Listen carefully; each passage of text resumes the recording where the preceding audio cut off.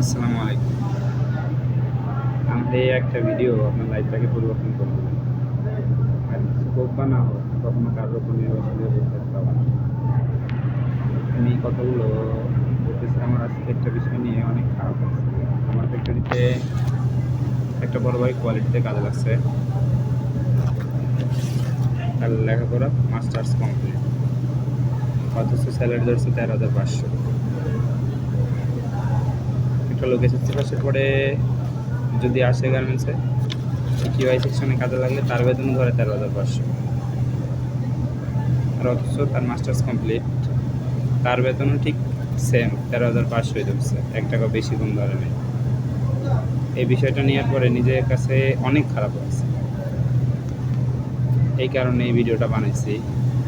আমার এই ভিডিওটা দেখে আমার কথাগুলো মন দিয়ে শুনলে হয়তো বা আপনার লাইফের অনেকখানি পরিবর্তন আসতে পারে, যদি আমার কথাগুলো মন দিয়ে শোনেন। আপনি যদি লেখাপড়া করেন, ধরেন এসএসসি পরীক্ষা দেবেন কিংবা এসএসসি পড়তেছেন, এরকম যদি হন, কিংবা আপনার পরিচিত কেউ আছে, ছোটো ভাই বিরাদার আত্মীয় স্বজনের ভিতরে যদি কেউ থাকে, যদি লেখাপড়া করে তাহলে মনোযোগ দিয়ে লেখাপড়া করতে পারেন। মোটামুটি পাশের দরকার নাই, A+ গোল্ডেন A+ পাওয়ার মতো যোগ্যতা থাকলে পড়ালেখাটা শুধু মন দিয়ে করেন। আর যদি মনে করেন তার নিচে রেজাল্ট হবে, ধরেন A পাবেন, A- পাবেন, B, C, A, D দিয়ে পাস করবেন, এরকম হলে শুধু পড়ালেখার উপর নির্ভরশীল করে থাকেন না। কারণ আপনি যদি ধরেন এসএসসি পাস করতে 15 থেকে 16 বছর সময় লাগে, এসএসসি পাসের পরে আবার ইন্টারমিডিয়েট পাস করেন, ইন্টারমিডিয়েট করতে আরও 2 বছর সময় লাগবে। ইন্টার পাসের পর অনার্স করেন, ডিগ্রি করেন, যাই করেন না কেন, ওইখানে 3 থেকে 5 বছর সময় লাগবে। তারপরে মাস্টার্স করতে আবার 2 বছর। আপনি যদি মনে মনে ভেবে থাকেন এই মাস্টার্স কমপ্লিট করার পরে আপনি কোনো চাকরি করবেন, আপনি যেখানেই যান না কেন, যদি কোথাও কোনো সরকারি চাকরি না পান, বাধ্য হয়ে ঠিকই যে কোনো একটা বেসরকারি চাকরি করবেন। আর যেখানেই কাজে লাগতে যান, এখানে অবশ্যই আপনার এক্সপিরিয়েন্স চাবে। অভিজ্ঞতা ছাড়া আপনাকে ভালো একটা পর্যায়ে, ভালো একটা পোস্টে কখনো দিবে না। তাহলে যেহেতু আপনার লেখাপড়ার রেজাল্ট ভালোই হবে না, তাহলে শুধু লেখাপড়ার পিছনে, একতরফা লেখাপড়ার পিছনে সময়টা দিয়ে লাভ কী? আর বাকি সময়টা নষ্ট করার কী দরকার? আপনারা রচনায় পড়ছিলেন সময়ের মূল্য অধ্যবসায়। এই দুইটা যদি এখন থেকে ঠিক না করেন, এক টাইমে গিয়ে অনেক বড় বিপদে পড়বেন। আর সবথেকে বড় কথা হচ্ছে, যদি লেখাপড়ার রেজাল্ট ভালো না করে সরকারি কোনো বেসরকারি ইনস্টিটিউটে পড়ালেখা না করে, সেরকম ক্যাপাসিটি না থাকে, ধরেন যোগ্যতা না থাক, টাকা না থাক, আপনি ডাক্তার, ইঞ্জিনিয়ার কিংবা ধরেন মাস্টার্স যদি না করতে পারেন, মাস্টার্স চাকরিও যদি করার মতো যোগ্যতা আপনার না থাকে, তাহলে সেরকম লেখাপড়া শুধু লেখাপড়ার পিছনে করে লাভ নাই। এর থেকে আপনি এসএসসি কিংবা এইচএসসি পরীক্ষা দেওয়ার পরে যদি ডিপ্লোমা করেন, কম্পিউটার ইঞ্জিনিয়ারিং, সিভিল ইঞ্জিনিয়ারিং, ধরেন মোবাইল, তারপরে গার্মেন্টস, টেক্সটাইল, যেটাই করেন না কেন, এর যে কোনো একটা ইঞ্জিনিয়ারিং 4 বছরের একটা কোর্স করে রাখলে আপনি যে কোনো একটা প্রাইভেট প্রতিষ্ঠানে গেলে ভালো পর্যায়ে চাকরি করতে পারবেন।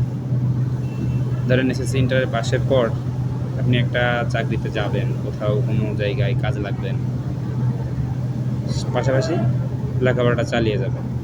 আপনার এদিকে এসএসসির পর থেকে আপনার ওই ডিগ্রি অনার্স কমপ্লিট করতে যে সময়টা লাগবে, ওই টাইমটা আপনার বাড়তি একটা এক্সপিরিয়েন্স যোগ হবে।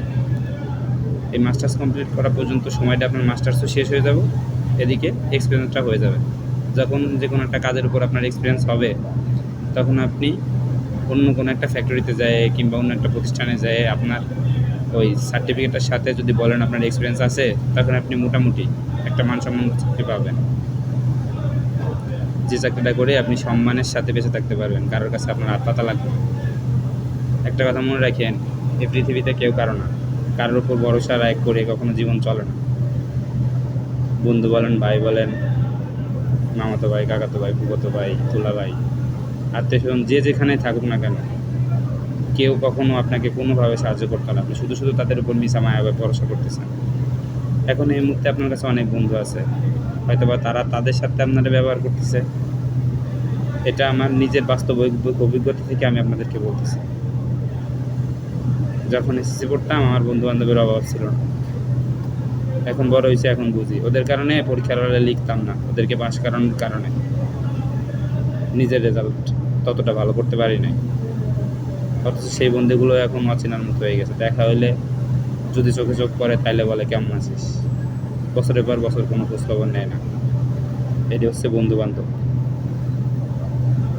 যাদের জন্য মাথার ব্রেন বুদ্ধি ভালো থাকা অবস্থায়ও নিজের রেজাল্টটা ভালো করতে পারে নাই, আর তাদের কাছে এখন আছে না। তারা কি পড়ে আছে? তারা পড়ে নাই, কারণ তাদের বাপ চাচাদের টাকা পয়সা ছিল, কারো জমিদারি আছে, তারা সেই স্কুল লাইফ থেকে জমিদারি করতেছে, বাপের কোনো ব্যবসা প্রতিষ্ঠান ছেড়ে হাল ধরবে। নিজের যোগ্যতায় তো কিছুই করতে পারবো না, আপনারা এখন ভাঙাই খাবে। আপনার নিজের ভবিষ্যৎটা আপনার নিজেরই চিন্তা করতে হবে। আপনি ওইসব বন্ধু বান্ধবের আশায় কখন থাকেন না, কারণ একটা সময় যায় যখন আপনার, এখন যাই করেন না কেন, যখন নিজের উপর পরিবারের চাপ পড়বে, আলাদা একটা দায়িত্ববোধ ঘাড়ের উপরে পড়বে, সেই টাইমটায় আপনি অনেক কিছু অনুভব করতে পারবেন। আর ওই ফিল্ডটা যদি এখন বাস্তবিক জীবনে বুঝতে পারেন যে না, আমাদের দেশে এত লোক বেকার, পড়ালেখা শেখার পরে এরা ঘুরে বেড়াচ্ছে, চাকরি পায় না, এদের কথা চিন্তা করে হলেও এখন থেকে যারা রানিং লেখাপড়া করেন তারা দয়া করে লেখাপড়ার পাশাপাশি অন্য কোনো কিছু করার চেষ্টা করেন। আর যদি মনে করেন যে না, আপনি লেখাপড়ার ভিতরে কোনো সফলতা অর্জন করবেন, তাহলে লেখাপড়াটা মন দিয়ে করেন, এমনই করেন যাতে রেজাল্টটা ভালো হয়। যদি বাবার টাকা থাকে, সরকারিতে চান্স না পান, বেসরকারিতে চান্স পান, ডাক্তার, ইঞ্জিনিয়ার, মাস্টার্স, এগুলো যেগুলো মন চায়, বিশেষ পরীক্ষা যাতে পাস করতে পারেন, এই ধরনের ক্যাপাসিটি নিজের ভিতরে নিজে তৈরি করেন, আত্মবিশ্বাসটা অর্জন করেন। আর যদি মনে করেন যে সামান্যতম পাস করবেন, তাহলে ওই পাশের দরকার নাই।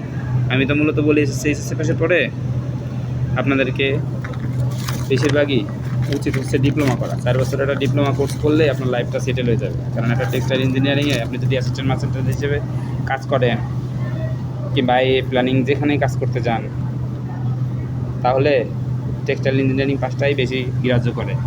জেনারেলে পড়ার থেকে যারা বিএসসি দেয়া তাদের উপরই মনে করেন যে গুরুত্বটা বেশি দেয়। এই কারণে দয়া করে আমার কথাটা মন দিয়ে শোনেন। যদি ভবিষ্যতে ভালো কিছু করতে চান, তাহলে আমার এই ভিডিওটা, কথাগুলো মন দিয়ে শুনে আমার কথা মতো কাজ করেন, তাহলে ভবিষ্যতে বসে থাকতে হবে না।